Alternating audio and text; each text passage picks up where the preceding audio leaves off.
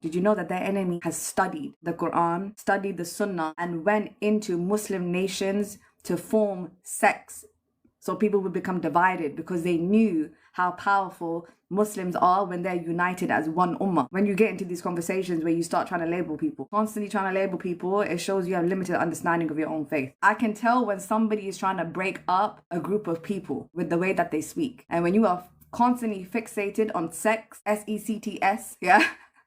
When you are constantly fixated on that, when you are constantly fixated on anything that causes division between the ummah, I know that you missed something. I may have missed loads of messages, yeah, for sure.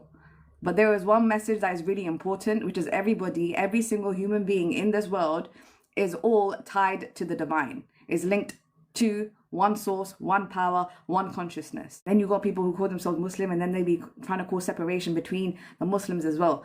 That's how you know very easily when anybody comes into a conversation and starts to cause a divide between a group of people, the enemy is here. That's how I see it. The enemy has come to cause division, especially if you're Muslim, if you believe in Allah. Don't cause division between your brothers and sisters. You need all the ummah to come together and stand together to shut down the real oppressor. You're too busy causing fights between your own people.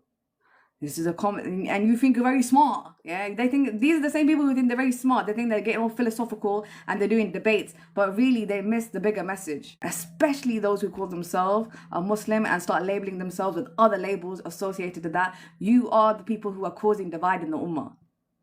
What did our Prophet, peace be upon him, call himself? I think he called himself a Muslim. I don't remember him calling himself anything else other than that. So why do you take the label of something else? If you say La ilaha illallah Muhammadun Rasulullah, if you say that you believe in Allah and you believe that Prophet Muhammad, peace be upon him, was the final messenger, if that is what you proclaim and that is what you wish to die upon, then why is it that you don't call yourself the same thing that he called himself? Why do you constantly like to label yourself anything else? Because it makes you feel like you've got some level of identity in a community? You like to get cliquey? That's called dividing the ummah. That's called the enemy is present. Yeah? That's my take.